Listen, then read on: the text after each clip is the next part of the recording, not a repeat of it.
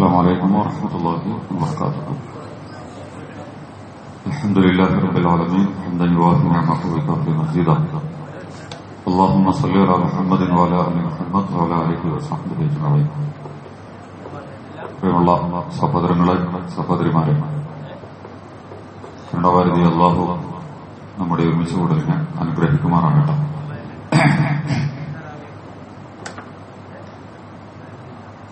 അതിന്റെ അവസാനത്തെ പത്തിലാണ് നമ്മളുള്ളത്. പലപ്പോഴും ഇന്നലെ മിനിഞ്ഞാന്നൊക്കെ നമ്മൾ സൂചിപ്പിച്ചിരുന്നു. ഇതിന്റെ ഏറ്റവും വലിയ പ്രത്യേകത എന്ന് പറയുന്നത് ഇന്ന് തിങ്കളാഴ്ച രാവാണ്. ഈ തിങ്കളാഴ്ച തുടങ്ങി അടുത്ത ഞായറാഴ്ച വരെ 7 ദിവസങ്ങൾ മിക്കവാറും അതോടുകൂടി റമദാൻ നമ്മളോട് വിട പറയാനാണ് സാധ്യത. ഈ 7 ദിവസങ്ങളാണ് ഉള്ളത്. ഇതിലെ ഓരോ തിങ്കളും ചൊവ്വയും ബുധനും വ്യാഴം വെള്ളിയും ശനിയും ഞായറും പിന്നെയാൽ 7 ദിവസം മാത്രമേ ഉള്ളൂ. ആഴ്ചയിൽ നമ്മളിങ്ങനെ സെക്കൻഡ്, മിനിറ്റ്, മണിക്കൂർ, ദിവസം, ആഴ്ച, മാസം, വർഷം ഇങ്ങനെയാണ് നമ്മൾ കണക്ക് കൂട്ടുക. അതിപ്പോ മാസം പിന്നിട്ട് കഴിഞ്ഞു. മാസം ഏകദേശം നമ്മളോട് പിന്നിടുകയാണ്. ഇതിലിഞ്ഞിപ്പോ 7 ദിവസങ്ങളാണ് നമ്മുടെ കയ്യിലുള്ളത്. ഇങ്ങനെ ഈ ഒരു 7 ദിവസം ഇനി ഇതുപോലെ നമുക്ക് കിട്ടണമെങ്കിൽ, ഇങ്ങനത്തെ ഒരു 7 ദിവസം തിങ്കൾ, ചൊവ്വ, ബുധൻ, വ്യാഴം, വെള്ളി, ശനി, ഞായർ കിട്ടണമെങ്കിൽ അടുത്ത റമദാനിൽ നമ്മൾ ഉണ്ടാവണം. എങ്കിലേ നമുക്ക് ഇങ്ങനത്തെ ഒരു റമദാനിലെ ഒരാഴ്ച നമുക്ക് കിട്ടാൻ സാധ്യതയുള്ളൂ. ചിലപ്പോൾ നമ്മൾ ആഴ്ചയിലെ അവസാനത്തെ റമദാനിലെ അവസാനത്തെ തിങ്കളും ചൊവ്വയും ബുധനും വ്യാഴം വെള്ളിയും ശനി ഞായറും ആയിരിക്കും ഞാൻ നിങ്ങളിപ്പോ കഴിച്ച് കൂട്ടിക്കൊണ്ടിരിക്കുന്നത്. അതുകൊണ്ട് എന്താ പറയണമെന്ന് വെച്ചാൽ എല്ലാ ദിവസത്തിനും വളരെ ഭംഗിയായിട്ട് കൈകാര്യം ചെയ്യും. എന്താണോ എടുക്കാനും കൊടുക്കാനും ഒക്കെ പറ്റും. മുമ്പ് നമ്മൾ എടുത്തപ്പോ പറഞ്ഞിരുന്നു, നമ്മളെ വീട്ടിലൊക്കെ ഈ മക്കളൊക്കെ ഗൾഫിൽ നിന്നൊക്കെ വരും, അല്ലെങ്കിൽ ദൂരത്തുനിന്നൊക്കെ വരും, അല്ലെങ്കിൽ കെട്ടിച്ചെടുത്തുന്ന ആളുകളൊക്കെ വരും, നമുക്ക് ഇഷ്ടപ്പെട്ട ആളുകളൊക്കെ വരും. അപ്പൊ അവര് ആദ്യം 2 മാസം 3 മാസമൊക്കെ ലീവ് ഉണ്ടാവും. അപ്പൊ നമ്മളിങ്ങനെ അഞ്ഞും കഴിഞ്ഞൊക്കെ ഇങ്ങനെ പോകും. പിന്നീട് പെട്ടെന്ന് അവർക്ക് പോകാനുള്ള സമയമാവില്ല.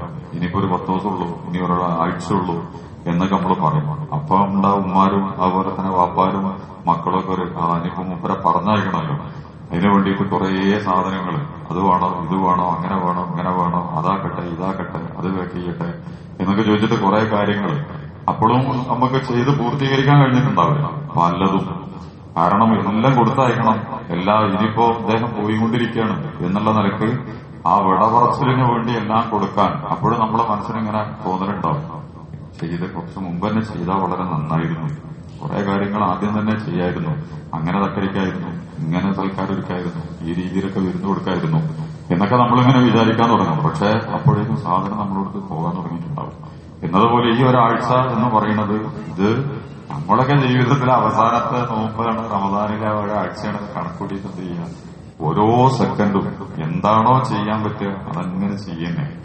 കഴിയുന്നതും വലിയ വീഴ്ചകൾ, ഗുരുതരമായ തെറ്റുകൾ, അങ്ങനെ വെറുതെ അങ്ങനെ ഉണ്ടല്ലോ വർത്തമാനം പറഞ്ഞിട്ടോ അല്ലെങ്കിൽ ഇടപെടൽ നടത്തിയിട്ടോ ഒക്കെ. ഞാനിപ്പോ ഇന്നൊരു പള്ളിയിൽ ചെന്നപ്പോ അവിടെ പേരും വർത്താനം, വിവാഹമോചനത്തിന് എന്തൊരു പുറത്തു വന്നിക്കണം, കൊച്ചും വിളിയണം. അവർക്ക് എവിടെയാണ് നിൽക്കുന്നത്, എന്താണ് ഇവര് പറയുന്നത്, ഏതാണ് ഈ സമയം, എന്തിനെ കുറിച്ചാണ് അവരിങ്ങനെ വെച്ചിട്ട് സംസാരിക്കുന്നത്, ഇതൊന്നും അവർക്കൊരു ബോധമില്ല. പള്ളിയിലാണെന്നുള്ള ബോധം പോലില്ല. പിന്നെ വിവാഹത്തിന്റെ പ്രശ്നമാണ്. വിവാഹം എന്ന് പറഞ്ഞാൽ അവസാനം മിക്ക മീസാക്കണ വലിയതാണെന്നുള്ള പറഞ്ഞിട്ടുള്ളത്. ഒച്ചട്ട് സംസാരിച്ച് തീർക്കേണ്ട ഒരു സാധനം ഇല്ലാതെ വലിയൊരു കരാറ് ആണ്. ഞാൻ അതിന്റെ വിശദാംശങ്ങളിലേക്ക് പോകണില്ല. അത്തരം സംഗതികളൊക്കെ വളരെ മാന്യമായി വളരെ വൃത്തിയിലും ഭംഗിയിലും കൈകാര്യം ചെയ്യേണ്ട പ്രശ്നങ്ങൾ പോലും റമദാനാണെന്നോ പള്ളിയാണെന്നോ അതിന്റെ ഏറ്റവും നല്ല സമയങ്ങളാണെന്നോ ഓർമ്മയില്ലാതെ പിന്നെ ഓരോരുത്തർക്ക് സംതൃപ്തി ഇല്ല. അതുകൊണ്ട് ഒരു പിരിഞ്ഞു പോകുമ്പോൾ ചീത്തയും ബഹളവും ഒക്കെ പറയുന്നുണ്ട്. മലയാളത്തിൽ നമുക്ക് പറയാം, ഒക്കെ നമ്മുടെ സമുദായത്തിൽപ്പെട്ടവർ തന്നെയാണ്. അതിന്റെ പ്രശ്നം എന്ന് പറയുന്നത് ഞാനും നിങ്ങളൊക്കെ അങ്ങനെ തന്നെ കയറും. സാഹചര്യങ്ങൾ മാറിയാല്, അവസ്ഥകൾ മാറിയാല്, ക്ഷമ കെട്ടാല് ഒക്കെ നമ്മളെന്ത് ചെയ്യും, നമ്മുടെ സ്വഭാവത്തിലെ ഉള്ളിലുള്ള പലതും കൊണ്ട് പുറത്തെയാണ്. റമദാനിൽ അത് പുറത്ത് അങ്ങനൊന്നും ഉണ്ടാകരുത്. കഴിയുന്നതും ഉണ്ടെങ്കിൽ അതിനെ കെട്ടിപ്പൂട്ടി ചവിട്ടി അമർത്തി നമ്മൾ വെച്ചിട്ടുണ്ട്. ഞാനെ പൊന്താ നമ്മൾ സംഭവിക്കൂലെന്ന് പറയുന്നത്. അതിനുള്ള റമദാൻ എന്ന് പറയുന്നത് മനസ്സിന്റെ എല്ലാ ദൂഷ്യങ്ങളെയും തിരിച്ചറിഞ്ഞ് സ്വയം ചവിട്ടി കുഴച്ച് അതിനെ ഒതുക്കി വെച്ചിട്ടുണ്ട് നമ്മൾ. ഇനി നമുക്കെതിരെ ചെയ്യാൻ നമ്മളെ തന്നെ നമ്മൾ സമ്മതിക്കരുത്. പിന്നെ നമ്മൾ തോറ്റു ഈ ലോകത്തും പരലോകത്തും. അതുകൊണ്ട് പറഞ്ഞത് നല്ല ദിവസങ്ങളാണ്. ഇനിയിപ്പോ ഒരു ആവശ്യം കൂടി നമ്മുടെ മുമ്പിലുള്ളത്. അത് കണക്ക് കൂട്ടിയിട്ട് കിട്ടാവുന്ന എത്ര സുന്നത്തിസ്കരിക്കാൻ പറ്റുമോ അത്ര സുന്നത്തിസ്കരിക്കും, എത്ര ഓതയ്ക്ക് തീർക്കാൻ പറ്റുമോ അത്ര ഓതുക. അവനാൽ കഴിയണ ചെയ്താൽ മതി. എന്നാ പോലും പുണ്യുണ്ട്. നിങ്ങൾക്ക് ആകാശത്തും ഭൂമിയിലുള്ളതും മുഴുവൻ അള്ളാഹ്ക്ക് കൊടുക്കണേനേക്കാൾ ഇഷ്ടമാണ് ഒരു സുജൂദ്, ഒരു റുക്കൂ എന്നൊക്കെ റസൂൽ തിരുമേനി സല്ലല്ലാഹു അലൈഹി വസല്ലം പഠിപ്പിക്കുന്നുണ്ട്. അതിന്റെ അർത്ഥം പോയി എളുപ്പത്തിൽ കാര്യം നടത്തിക്കളയാമെന്നുള്ള അർത്ഥത്തിലൊന്നുമല്ല പറയുന്നത്. നമ്മുടെ ഒരു മാനസികമായ നിഷ്കളങ്കതയും നമ്മുടെ ആഗ്രഹങ്ങളും നമ്മുടെ അത്യാഗ്രഹങ്ങളും നമ്മുടെ മനസ്സിന്റെ സങ്കടങ്ങളും ഒക്കെ വെച്ചിട്ട് അള്ളാന്റെ മുമ്പിൽ നമ്മൾ കൊടുക്കുന്ന തഹിയ്യാത്തുൽ മുബാറകാത്തും സ്വലവാത്തും തയ്യിബാത്തുലില്ല നമ്മുടെ സമ്മാനമാണ്. നമ്മൾ കൊടുക്കണ ഉപഹാരമാണ് അള്ളാഹു നമുക്ക് തന്നതിന് വേറൊന്നും നമുക്ക് കൊടുക്കാനല്ല. നമ്മളെന്താ കൊടുക്കാൻ പോണത്? ഹദീസിലൊക്കെ കാണാൻ പറ്റും. നിങ്ങൾ ആകാശം ഭൂമിയിലുള്ള എല്ലാവരും കൂടി വന്നിട്ട് എനിക്കെന്തെങ്കിലും തരാൻ തീരുമാനിച്ചിട്ട് എനിക്കൊന്നും കൂടാൻ പോണില്ല. നിങ്ങളെല്ലാവരും കൂടി വിചാരിച്ചിട്ട് അള്ളാന്റെ അധികാരത്തിൽ നിന്ന് ഞാൻ വെട്ടിക്കുറക്കാൻ പോകണമെന്ന് വെച്ചാൽ നിങ്ങൾ എന്ത് ചെയ്തിട്ടും കാര്യമില്ല. ഒരു ഇഞ്ച് പോലും നിങ്ങൾക്ക് ഉറക്കാൻ കഴിയില്ല. അത്രയും സമ്പൂർണനാണ് കരുണാവാരി അള്ളാഹു സുബ്ഹാനഹു വ തആല. ഈ അള്ളാഹു സുബ്ഹാനഹു വ തആല നമുക്ക് നൽകിയിട്ടുള്ള ഈ അനുഗ്രഹങ്ങൾക്ക് പകരമുള്ള നന്ദി, അതാണ് നമ്മുടെ തഹിയ്യാത്തിൽ പറയുന്നത്. അള്ളാഹു ഇതിന്റെ സൽക്കാരാണ്, ഇതിന്റെ ഉപഹാരമാണ്, ഇതെന്റെ സമ്മാനമാണ്, എനിക്കിതൊക്കെ തരാൻ കഴിയുള്ളൂ. ഇത് ഞാൻ നിനക്ക് തരികയാണ്, വേറൊന്നും അള്ളാഹ് കൊടുക്കണ്ട. അപ്പൊ രണ്ടരക്കാലത്ത് സുന്നത്ത് നിസ്കരിച്ചാൽ ഭയങ്കര കൂലിയാണ്. ഖുർആനിലേക്ക് കണ്ടിറക്കിയാൽ കൂലിയാണ്, അത് കയ്യെ പിടിച്ചാൽ കൂലിയാണ്, അതിലേക്ക് നോക്കിയാൽ കൂലിയാണ്, ചുണ്ടനക്കിയാൽ കൂലിയാണ്, അത് ഹൃദയത്തിലേക്ക് കൊണ്ടുവന്ന അതിനേക്കാൾ വലിയ പ്രതിഫലമാണ്. ഒരു തസ്ബീഹ്, ഒരു തഹ്ലീൽ, ഒരു തഹ്മീദ് എന്താണ് കൊടുക്കാൻ പറ്റുകയെങ്കിൽ കഴിയുന്നതും പാപങ്ങൾ വരാതിരിക്കാൻ പരമാവധി ശ്രമിക്കുക. നിയന്ത്രിച്ച് നിൽക്കുക. ദേഷ്യവും ബഹളവും അതുപോലെ തന്നെ നിയന്ത്രണം വിടലും പൊട്ടിത്തെറിക്കലും ഒക്കെ ആയിട്ട് ഇനിയുള്ള ഈ ഒരു 7 ദിവസവും അങ്ങനെയൊക്കെ തന്നെ ആകാതിരിക്കാൻ ഇങ്ങനെയൊന്നുമല്ല നമ്മൾ പ്രമാദങ്ങളൊക്കെ ശ്രദ്ധിച്ചിട്ടുണ്ട്. അതാണ് എനിക്ക് സൂചിപ്പിക്കാനുള്ളത്. മറ്റൊരു കാര്യം, ഈ വേഷവിധാനമായിട്ട് ബന്ധപ്പെട്ടിട്ട് പറഞ്ഞിട്ടുണ്ട്. ഇപ്പൊ പെരുന്നാളൊക്കെ വരാൻ പോകുന്നത് ഇതൊക്കെ തരം തുണിക്കുപ്പായിട്ടിട്ടാണ് ഈ സമുദായം പുറത്തിറങ്ങുന്നത്. അള്ളാഹു ആയാലും പല ടൈപ്പ് സാധനങ്ങളുണ്ടാവും. ഒക്കെ ബോളിവുഡിൽ നിന്ന് വരുന്നതാണ്. ന്യൂയോർക്കിൽ നിന്നാണ് വരുന്നത്. കാലിഫോർണിയ, ന്യൂയോർക്ക്, അതുപോലെ തന്നെ പാരീസ്, ലണ്ടൻ പോലാണ് ഞാൻ നിങ്ങളും എന്തിടുന്നത് തീരുമാനിക്കുന്നത്. അത് നമ്മുടെ സിനിമയിൽ കൂടെ കണ്ടുവരും. സിനിമയാണ് നമ്മളെ ഇമാം എന്ന് പറയുന്നത്. കല്യാണത്തിനും തക്കാരത്തിനും വസ്ത്രത്തിനും എല്ലാത്തിനും ഇമാം സിനിമയാണ്. അപ്പൊ നമ്മളെ കുട്ടികളെ മുഴുവൻ ഈ നമുക്കെല്ലാം നെറികേടിലും മുടിയൊക്കെ കണ്ടിട്ടില്ലല്ലോ, ആകെ കൂടി കൈപ്പങ്ങൊക്കെ പന്തലിട്ട മാതിരിയൊക്കെ. എവിടുന്നാണത്, എന്ത് സുന്നത്താണത്, ഇതൊന്നും ആലോചിച്ചാൽ പോലെ നമുക്ക് പിടുത്തം കിട്ടൂല. ഞാൻ ബസ് SLC പരീക്ഷ എഴുതാൻ കുട്ടികൾ കയറി പോകുന്നുണ്ട്. എന്ത് തലയും കൂടി അത് കണ്ടിട്ടില്ല. കണ്ടാല് നമുക്ക് സങ്കടം തോന്നുന്നു. നമ്മുടെ കുട്ടികൾ ആരാണ് ഈ കുരങ്ങന്മാരാക്കണത്? ഇവരാരാണ് ഇങ്ങനെ ഒരു അന്തസ്സുമില്ലാത്ത വ്യക്തികളാക്കി നമ്മുടെ കുട്ടികളെ ചവറുകൾ പോലെ? അങ്ങനെ ഉണ്ടല്ലോ, ഒരു വ്യക്തിത്വം, ഒരു അസ്തിത്വം, ഒരു അന്തസ്സോ, ഒരു അഭിമാനമില്ലാത്ത പോലത്തില് ആർക്കും ചവിട്ടി കൊടുക്കാൻ പറ്റുന്ന പോലത്തില്. ഇതിനൊക്കെ ഇമാമ് ഞാൻ പറഞ്ഞതാണ്. ഇത് ന്യൂയോർക്കെന്നും എന്താണ് നമ്മളുടെ കാലിഫോർണിയനും ബോളിവുഡെന്നും പാരീസിൽ നിന്നൊക്കെയാണ് വരുന്നത്. നിങ്ങൾ എന്ത് ധരിക്കണം എന്നൊക്കെ തീരുമാനിക്കണം.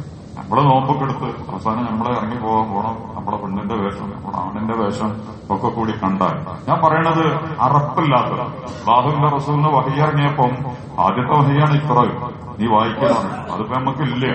അള്ളാഹ് പറഞ്ഞ സാധനമാണോ? സ്കരിക്കാനൊന്നും ഉപയോഗിക്കാനൊന്നുമല്ല പറഞ്ഞത്. നിങ്ങളെ വീട്ടിൽ നിങ്ങളാരെങ്കിലും വായിക്കണം ഒരു പുസ്തകം നിങ്ങൾ വായിക്കണം ഇല്ലല്ലോ. അള്ളാന്റെ ഒന്നാമത്തെ വഴി തന്നെ കുഴിച്ചുകൂടിയിട്ടാണ് നമ്മുടെ മക്കൾ വായിക്കണം. എന്താ വായിക്കണം? ഉള്ള നേരം മൊബൈലിലും ടിവിന്റെ മുമ്പിലും സ്ക്രീനിന്റെ മുമ്പിലും സമയം ചെലവഴിക്കുന്നല്ലാതെ കാര്യഗൗരവമുള്ള എന്തെങ്കിലും ഒരു വായനയിലൂടെയാണ് മനുഷ്യൻ വികസിക്കുക. ഞാനിപ്പോ അതിലേക്ക് കടന്നു പോകുന്നില്ല. ഒന്നാമത്തെ വഴിയതാണ് അള്ളാന്റെ റസൂലിനോട് പറഞ്ഞു കൊടുത്തത്. കുറച്ചെങ്കിലും ഒരു 2 പേരെങ്കിലും ഒരു ദിവസം വായിക്കുകയാണെങ്കിൽ വ്യക്തി എന്നുള്ള നിലയ്ക്ക് നിങ്ങൾക്ക് അഭിമാനവും അന്തസ്സൊക്കെ ഉള്ളവരായിട്ട് മാറും. അറിവുകൊണ്ട് കരുത്തുള്ളവരായിട്ട് നിങ്ങൾക്ക് മാറും. ആരുടെ മുമ്പിൽ എഴുന്നേറ്റ് വെക്കാനുള്ള ധൈര്യങ്ങൾക്ക് ഉണ്ടാവും. അപ്പൊ നമ്മൾ ചൂടാണ് ആളുകൾ പറയുമ്പോൾ. എന്നിട്ട് സോഷ്യൽ മീഡിയയിൽ കറന്നിട്ട് കറങ്ങാണ്. എന്താണ്? ഞാൻ പോട്ടെ, ഒന്നാമത്തെ വഴിയതാ. രണ്ടാമത്തെ എന്താന്ന് പറയുന്നത്, യാ ഇഹൽ മുദ്ദസ്സിർ, എണീക്ക്, പുതപ്പെട്ട് കിടക്കുന്നവരെ. എന്നിട്ട് പറഞ്ഞിട്ടപ്പം ഫഅന്ദിർ, എണീച്ച് കാര്യം പറയും, ആൾക്കാരോട് പറയും. മതോ രാഷ്ട്രീയവും കാര്യവും സംസ്കാരം ഒന്നും നോക്കണ്ട, അള്ളാഹിനെ കുറിച്ചുള്ള മുന്നറിയിപ്പ് കൊടുക്കുക, വിശദാംശങ്ങളിലേക്ക് പോകണം. എന്നിട്ട് അതിന്റെ ഇടയിൽ പറയാം സിയാബൊക്കെ പത്തൊക്കെയാണ്. ഇതൊക്കെ ഈ പറയുമ്പോൾ എന്താവണം? അതിന്റെ വേഷവിധാനങ്ങൾ വൃത്തിയും വെടുപ്പുള്ളതാവണം. ഇസ്ലാമിൽ വേഷവിധാനത്തിന് ഭയങ്കര പ്രത്യേകത ഉണ്ട്. അന്തസ്സിന്റെ, വ്യക്തിത്വത്തിന്റെ, അസ്തിത്വത്തിന്റെ, സംസ്കാരത്തിന്റെ, സദാചാരത്തിന്റെ, പേഴ്സണാലിറ്റിയുടെയൊക്കെ അടയാളാണ് വേഷം.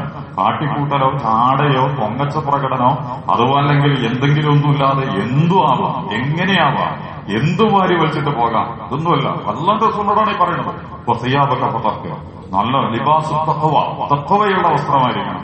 അത് തഖ്വന്റെ വസ്ത്രം എന്ന് പറഞ്ഞിട്ട് ഒരു പ്രത്യേക വസ്ത്രമൊന്നുമില്ല കേട്ടോ. അങ്ങനെ തെറ്റിദ്ധരിക്കേണ്ട കാര്യമൊന്നുമില്ല. തഖ്വന്റെ ഒരു വസ്ത്രം തന്നെ ഇവിടെ ഉണ്ടായി. ഇടുന്നവന്റെ മാനസികാവസ്ഥയും സാമൂഹിക സദാചാര ബോധങ്ങളെ കുറിച്ചാണ് അള്ളാഹ് പറയുന്നത്. നിങ്ങൾ എന്തിനാണ് ഇതിട്ടിട്ടുള്ളത്?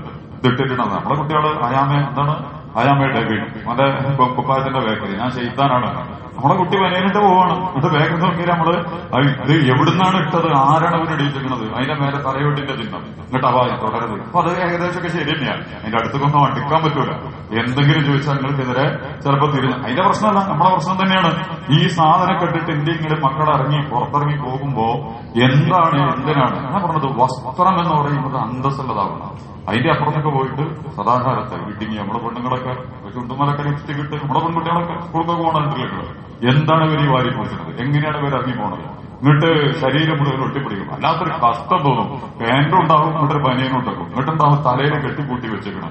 തലയാണ് കണ്ടാൽ ആകെ പ്രശ്നം ഉണ്ടാകുക എന്നുള്ള പോലത്തെ അതിനെയാണ് ഭയങ്കര ബന്ധവസാക്കിയിട്ട് ഫ്രൈവ് ചെയ്ത് കണ്ട് ഇങ്ങനെ എന്താ പറയാ പൊതിഞ്ഞു വെച്ചിട്ടുണ്ടാവും. ബാക്കി ഇട്ട ബനിയനും ഇട്ട പാന്റും ഒക്കെ നമ്മളെ കുട്ടികളൊക്കെ അടക്കം, എന്റെ പെങ്ങളും എന്റെ അമ്മയും നമ്മുടെ മകളും നമ്മുടെ ഭാര്യയൊക്കെയാണ് വീട്ടിൽ നിന്ന് ഇറങ്ങിപ്പോണത്. നമ്മളവിടെ ഉണ്ടല്ലോ നമ്മളെ വീട്ടിൽ. ഇമാം ശാഫിഈ റളിയല്ലാഹു പറയുന്നുണ്ട്, ഒരു പെണ്ണ് നാലാളായിട്ട് ഏതാണെങ്കിലും നരകത്തിലേക്ക് പോവുകയാണെങ്കിൽ പോകുള്ളൂ. ഒന്ന് പാപ്പാനെ കൊണ്ടുപോകും, രണ്ടാമത്തെ പുതിയാപ്പളനെ കൊണ്ടുപോകും, മൂന്നാമത്തെ മകനെ കൊണ്ടുപോകും, നാലാമത്തെ സഹോദരനെ കൊണ്ടുപോകും.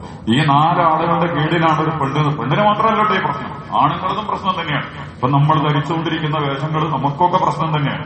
ഞാൻ പറയുന്നത് നമ്മളെ ആണിന്റെയും പെണ്ണിന്റെയും കുട്ടികളുടെ ഒക്കെ വേഷങ്ങൾ, അതിന്റെയൊക്കെ ഉള്ളിലുള്ള പരസ്യങ്ങൾ, അവരൊട്ടിച്ചിരിക്കുന്ന അടയാളങ്ങളൊക്കെ ഭയങ്കര മാരകമാണ്. നമ്മൾ വിചാരിക്കണ മാതിരി ഒന്നുമല്ല ഇപ്പൊ ചിഹ്നങ്ങൾ എന്നൊക്കെ പറയണത്. അശ്ലീലത, അനാശാസ്യത, വഷളത്തരങ്ങൾ, ഇതിനൊക്കെ പ്രചോദിപ്പിക്കുന്ന ചിഹ്നങ്ങളാണ് പലതിന്റെയും പിന്നിൽ നമ്മളെ കുപ്പായത്തുമ്പലും ഷർട്ടുമ്പലും വനിയനുമ്പലും ഒക്കെ കയറി വരുന്നത്. ഞാനൊരിക്കലും വനിയനിട്ടിനി കഥ വല്ലാതൊന്നും ഓടിയില്ല. ഒരാളെ തന്ന വനിയ നമ്മുടെ ധൈര്യത്തിലൊക്കെ ഇട്ട് അപ്പൊ ഇങ്ങനെ ഒരു ചിഹ്നം കൊടുത്തിരിക്കണം, ഇങ്ങനെ അതിന്റെ ഉള്ളിൽ ഒരു ചോദ്യചിഹ്നം കൊടുത്തിരിക്കണം. എന്നിട്ട് ഇതിന് മറ്റേ ഒരാളെന്നോട് വിളിച്ചിട്ട് പറഞ്ഞു, നിങ്ങളിപ്പോ ഇട്ട വനിയനപ്പോ എന്താ സാധനം എന്ന് പറയുമ്പോൾ ചോദിച്ചു. ഇല്ലല്ലോ, മനസ്സിലായില്ല. അതിന് മുമ്പ് വിശദീകരിച്ച് ഇതാണ് സാധനം, ഇതിനെ അടയാളപ്പെടുത്തിയിട്ടുള്ള സാധനം. ആ ചോദ്യചിഹ്നം എന്ന് പറഞ്ഞാൽ നിങ്ങൾ അതിന് സന്നദ്ധനാണോ എന്നാണ് ഇപ്പറഞ്ഞ ഇതിന്റെ അർത്ഥം. ബാക്കി ഞാൻ പറയണമെന്നില്ല, വളരെ വഷളായ ചിഹ്നമാണത്. പക്ഷെ വളരെ മാന്യമായിട്ട് സ്റ്റിക്ക് ചെയ്തിട്ട് നമ്മളെ മുകളിൽ ഇട്ടിട്ടുണ്ട്. അത് ലൈംഗികമായ ചിഹ്നങ്ങളൊക്കെ ഉണ്ട്, ഇങ്ങനെ പുറത്തൊക്കെ ഇട്ടിട്ട് ഒരു പ്രത്യേക രീതിയിലൊക്കെ കൊടുക്കുന്ന ചിഹ്നങ്ങളൊക്കെ. പക്ഷെ നമുക്ക് മനസ്സിലാവില്ല, ഇതിനൊക്കെ നമ്മൾ വിചാരിക്കുന്നതിന്റെ അപ്പുറത്തുള്ള അജണ്ടകളാണ് ഇതൊക്കെ കൈകാര്യം ചെയ്യുന്നത്. പിന്നെ പറഞ്ഞെന്താന്ന് വെച്ചാൽ വേഷവിധാനങ്ങൾ അന്തസ്സുള്ളതും മാന്യതയുള്ളതും ആക്കണം. അതിന്റെ കൂടെ തന്നെ നമ്മൾ ശ്രദ്ധിക്കേണ്ടതാണ് വസ്ത്രധാരണത്തിൽ. റസൂലുള്ളാഹി സ്വല്ലല്ലാഹു അലൈഹി വസല്ലം നല്ല എന്താ പറയാ, നിര്യാണികൾ നിങ്ങളുടെ നിര്യാണിക്ക് താഴെ വസ്ത്രം അഹങ്കാരത്തോടു കൂടി വലിച്ചഴിച്ച് നടക്കുന്നവന് അല്ലാഹു സുബ്ഹാനഹു വ തആല നോക്കണമെന്നാണ്. അവരോട് സംസാരിക്കൂല, അവനെ പരിഗണിക്കൂല എന്നുള്ളത്. ഇപ്പൊ നിര്യാണിക്ക് വീട് ഒരു മാന്യതയില്ലാതെ, അത് മനസ്സിൽ ബന്ധപ്പെട്ടതാണ്. പെണ്ണിന് നിര്യാണിന്റെ താഴേക്ക് ധരിക്കലാണ് നിർബന്ധം, പക്ഷെ ഓളെ ടെൻഡൻസി അതിന്റെ മേലേക്ക് കയറ്റാനായിക്കാണ്. അപ്പൊ നമ്മളെ പെൺകുട്ടികളൊക്കെ കയറിയിട്ടുണ്ടല്ലോ, മുട്ടിന്റെ താഴെയാണ് ഓളെ പാന്റ് ഉണ്ടാവുക. നിങ്ങൾ ശ്രദ്ധിച്ചിട്ടുണ്ടോ? നിങ്ങളെ മക്കളൊക്കെ സ്കൂളിൽ പോകുന്ന കുട്ടികളെ പാന്റ് ശ്രദ്ധിച്ചിട്ടുണ്ടോ? മുട്ടിന്റെ തൊട്ട് താഴെയാണ്. നമുക്ക് നേരെ തിരിച്ചാണ്, നമ്മളാണ്ട് ഇറങ്ങിയിട്ട് മുനിസിപ്പാലിറ്റി മുഴുവൻ നമ്മളെ പാന്റ് കൊണ്ട് വൃത്തിയാക്കിയിട്ടേ പോകാൻ പറ്റുള്ളൂ എന്ന് നമ്മൾ തീരുമാനിച്ചിട്ടുണ്ട്. ഇത് ഇത് നേരെ വിപരീതമാണ് റസൂൽ പറഞ്ഞത്. പെണ്ണെന്ത് ചെയ്യണം? കാലടക്കം മറക്കണം. അപ്പൊ ഓൾക്ക് ഇങ്ങോട്ട് കയറാനാണ് കൂടി. നമ്മളോട് പറഞ്ഞത് നിര്യാണിന്റെ മേലെ എനിക്ക് നിൽക്കാൻ പാടുള്ളൂ, നിര്യാണിക്ക് താഴെ അഹങ്കാരത്തോടു കൂടി പോകരുത്. അപ്പൊ ഇത് മനുഷ്യന്റെ ഒരു ടെൻഡൻസി, കാരണം ഇത് ഇങ്ങനത്തെ ഒരു മാനസികാവസ്ഥ ഉണ്ട്. മറ്റത് ഏറ്റവും അതിന് ബന്ധങ്ങളില്ല. ഇത് പഴയകാലം ഈ വലീദുബിന് ഉയരുണ്ട് ഖുർആൻ ഇന്നഹു ഫക്കറ വഖത്തറ കൈഫ ഖത്തറ ബദർ യുദ്ധം ഉണ്ടായതിന്റെ തൊട്ട് മുമ്പുണ്ടായ വലിയ അബൂജഹലിന്റെ മൂത്താപ്പിയാണ് ഈ വലീദുബിന് ഉയർ എന്ന് പറയുന്നത്. അദ്ദേഹമാണ് റസൂലിന്റെ അടുത്ത് വന്നുകൊണ്ട് ഈ റസൂല് സാഹിറാണ്, ആദിമാണ് എന്നൊക്കെ പറഞ്ഞുകൊണ്ട് എന്താണ് വലീദ്, എന്താണ് നമ്മുടെ റസൂലിനെ കുറിച്ച് പറയേണ്ടതെന്ന് ചോദിച്ചപ്പോൾ മാരണക്കാരനാണെന്ന് പറയും. വേറൊന്നും പിൻപോനെ കൂടെ പറയില്ല, നമുക്ക് പറയാം. എന്നിട്ട് റസൂലിനെ മാരണക്കാരനാണ് എന്ന് പറഞ്ഞു. മാരണം എന്നതിന് കുറെ വിശദീകരണങ്ങളുണ്ട്, അതിപ്പോ നമ്മൾ പറയാൻ നിൽക്കണില്ല എന്ന് പറയേണ്ടതെന്ന് പറഞ്ഞു.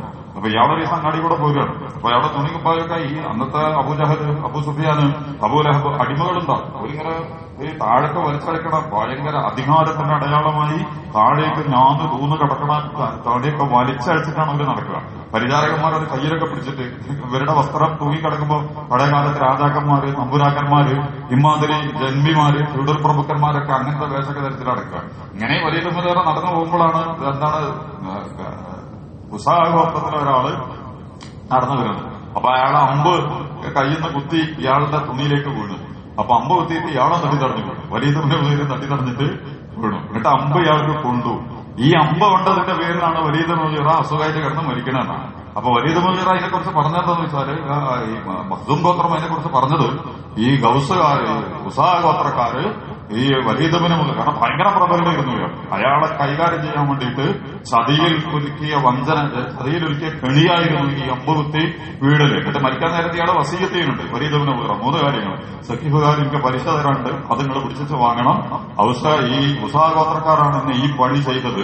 ഈ പരിക്കേൽപ്പിച്ച് എന്നെ ഈ അമ്പ് കുത്തി എന്റെ തുണിയിൽ വസ്ത്രം കുത്തി വലിച്ചു വീഴ്ച എന്നെ തള്ളിയിട്ടത് അവരാണ്. അതിനോട് പകരം വിടണം. പിന്നെ മുമ്പര് വേറെ കല്യാണം കഴിച്ചു. ആ കല്യാണം കഴിച്ച പെണ്ണ് മുമ്പരോട് എന്താ പറഞ്ഞപ്പോ അതിനുള്ള സ്ത്രീധനം മഹറോട് ഇങ്ങോട്ട് തിരിച്ചു തന്നിട്ടില്ല, അത് പിടിച്ചു വെച്ചിട്ട് ഇവരെ വാങ്ങണം. എല്ലാം ജാഹിലിയത്താണ്. വലീദബിന് മുഗീറ അയാളെ കുറിച്ചാണ് ഖുർആൻ സൂറത്തുൽ മുദ്ദസ്സിർ ഇന്നഹു ഫഖറ എന്നൊക്കെ പറഞ്ഞു. അപ്പൊ ഇയാള് വികാരം പ്രകാരം ഞാൻ പറയണത് ഇയാൾ ഈ തൂങ്ങി കിടക്കണ വസ്ത്രമുണ്ട് അഹങ്കാരത്തോടുകൂടി. അപ്പൊ വസ്ത്രം അഹങ്കാരത്തോടുകൂടി. അപ്പൊ അഹങ്കാരത്തോടുകൂടി വസ്ത്രം ചെയ്യരുത്. നെര്യാണിക്ക് കീഴെ കൊണ്ടുപോയിട്ട് വലിച്ചഴച്ച് നടക്കരുത്. ഒന്ന് ചെറുങ്ങനെ താന്നുന്നുള്ളതുണ്ടോ? അപ്പൊ ഖുർആൻക്ക് റസൂലിന്റെ ഒപ്പിൽ വരുന്നുണ്ട്. റസൂലിന്റെ ഞായഞ്ഞ തടിയാണ്, എന്റെ തുണി നിങ്ങൾ കണ്ടില്ലേ, കെട്ടിയാൽ അങ്ങനെ നിൽക്കൂല, നല്ലോണം തൂങ്ങിയിട്ടാ കിടക്കുക. അത് പ്രശ്നമല്ല. കാരണം അത് വസ്ത്രം അഹങ്കാരത്തോടു കൂടി ധരിക്കുമ്പോഴാണ് പ്രശ്നം. അപ്പൊ അഹങ്കാരമുണ്ടോ, കിബറുണ്ടോ, തൻപോര്യമുണ്ടോ, കാട്ടിക്കൂട്ടലും പൊങ്കച്ചോ നാടകമൊക്കെയാണോ കളിക്കണത്? ഇതാണ് അല്ലാഹു സുബ്ഹാനഹു വ തആല നോക്കുന്നത്. പരമാവധി നമ്മൾ ശ്രദ്ധിക്കാം. നെര്യാടിന്റെ താഴേക്ക് വലിച്ചടച്ച് നടക്കുന്ന രീതിയിൽ പുരുഷന്മാരുടെ വസ്ത്രം വരാതിരിക്കാനും പെൺകുട്ടികളുടെ വസ്ത്രം ജലാബീബിഹിന്ന മാറിടം താഴ്ത്തണം. നമ്മുടെ പെൺകുട്ടികളെ സാധനം നിങ്ങൾ കണ്ടിരിക്കണം. അപ്പൊ പെൺകുട്ടികൾ ഇങ്ങനെയാണ് മൂലഭരണ മാതിരി ഷാളിട്ടിട്ട് ഇങ്ങോട്ട് ബാഗ് കണ്ടു ഇത് മുഴുവൻ കാണിച്ചിട്ട്. എന്തിനാ അങ്ങനെ ഇടേണ്ട കാര്യം? നിങ്ങളെ മാറിടം ഇങ്ങോട്ട് താഴ്ത്തിയിടണം. ഈ ഭാഗം കാണാൻ പാടില്ല. നമ്മുടെ സ്കൂളിൽ പോണ കുട്ടികൾ, നമ്മുടെ ഉമ്മാര്, നമ്മുടെ പെങ്ങന്മാര്, അപ്പൊ അവരോട് പറയണം നമ്മള്. അവരുടെ ഈ ഭാഗമൊക്കെ ശരിക്കും പ്രദർശനത്തിന് വെച്ചിട്ടാണ് പോവുക. ഈ ഇരിക്കണമാരും ആങ്ങളാരും വാപ്പാരും മക്കളൊന്നുമല്ല, മനുഷ്യന്മാരാണ് ഇരിക്കുന്നത്. എല്ലാ ദുശ്ചിന്തകളും പ്രത്യേകിച്ചും ആണിനെ സംബന്ധിച്ചിടത്തോളം ഒരു നേരിയ കാഴ്ച പോലും അവനെ വളരെ പെട്ടെന്ന് വൈകൃതങ്ങളിലേക്ക് കൊണ്ടുപോകും. പെണ്ണിനെ അങ്ങനെ കണ്ടാൽ പ്രശ്നം ഉണ്ടാവില്ല. പെണ്ണിനെ തൊട്ടാലാണ് പ്രശ്നം. എന്നാ നമ്മൾ തോണ്ട് മാന്ത് ഇത്തിരിപ്പെടുത്തൊക്കെ ചെയ്യുമ്പോഴാണ് അവരളകാണ്. ആണുങ്ങൾക്ക് അങ്ങനെയല്ല. ഒരു പെണ്ണിന്റെ എന്തെങ്കിലും ഒരു മുടിങ്ങനെ പാറി നമ്മുടെ മുഖത്ത് കണ്ടാൽ തന്നെ നമ്മുടെ ചിന്ത മാറും, നമ്മുടെ വികാരങ്ങൾ തളക്കാൻ തുടങ്ങും. ഒരു നല്ല കാഴ്ച കണ്ടാൽ എന്തെങ്കിലും ഒരു ചെറിയ കാഴ്ച കിട്ടിയാൽ മതി, അപ്പോഴേക്കും നമ്മൾ തെന്നി വീഴും. അതുകൊണ്ടാണ് പെണ്ണിനോട് പറഞ്ഞത് നീ വളരെ മാന്യമായിട്ട്. അപ്പൊ നമ്മുടെ മകളും നമ്മുടെ മകളും നമ്മുടെ ഉമ്മയൊക്കെ എങ്ങനെയാണ് ഇറങ്ങി നടക്കുന്നത് എന്നുള്ളത് ഗൗരവത്തിൽ. കാരണം അവരുടെ കാര്യത്തിൽ നമ്മൾ സമാധാനം പറയണം. ഒരു നമ്മുടെ കാര്യത്തിന് സമാധാനം പറയണം. നമ്മുടെ കുട്ടികളൊക്കെ അള്ളാഹിന്റെ രക്ഷപ്പെടണം. ഞാൻ അവസാനിപ്പിക്കുന്നു. പറഞ്ഞതിന്റെ ചുരുക്കം, നമ്മുടെ വേഷവിധാനങ്ങളും അന്തസ്സുള്ളതും വൃത്തിയുള്ളതും സംസ്കാരമുള്ളതും മൂല്യമുള്ളതും നന്മയുള്ളതൊക്കെ ആക്കാൻ നമ്മൾ ശ്രമിക്കണം. അല്ലാഹു സുബ്ഹാനഹു വ തആല നമ്മെ അനുഗ്രഹിക്കുമാറാകട്ടെ. വീഴ്ചകൾ നമുക്ക് പുറത്തു തരുമാറാകട്ടെ. നമ്മുടെ കുട്ടികളെയും ഇണകളെയും നമ്മുടെ മാതാപിതാക്കളെയും അല്ലാഹു അനുഗ്രഹിക്കുമാറാകട്ടെ. ഗസയിലെ പോരാളികളെ അല്ലാഹുവേ നീ സഹായിക്കണേ നാഥ. അവരോട് നീ കരുണ കാണിക്കണേ നാഥ. എല്ലാ നിസ്സഹായതയുടെയും സാഹചര്യങ്ങളിൽ നിന്ന് അന്തസ്സോടെയും അഭിമാനത്തോടെയും പൊരുതാനും ചെറുത്തു നിൽക്കാനുമുള്ള കരുത്തു നൽകി നീ അവരെ സഹായിക്കുമാറാകണമേ തമ്പുരാനെ. ആകാശത്ത് നിന്ന് നിന്റെ മലക്കുകൾ മുഖേന എന്തൊക്കെ നിനക്ക് ഇറക്കി കൊടുക്കാൻ പറ്റുമോ അതൊക്കെ കൊടുത്ത് ആ സംഘത്തെ അതിജീവിക്കാനും അഭിമുഖീകരിക്കാനുമുള്ള കരുത്ത് നൽകി നീ സഹായിക്കണേ തമ്പുരാനെ. اللهم ارحمنا اللهم اغفر لنا اللهم انك عفو تحب العفو فاعف عنا ربنا تقبل منا دعاءنا انك انت السميع العليم وتب علينا انك انت التواب الرحيم. السلام عليكم ورحمه الله وبركاته.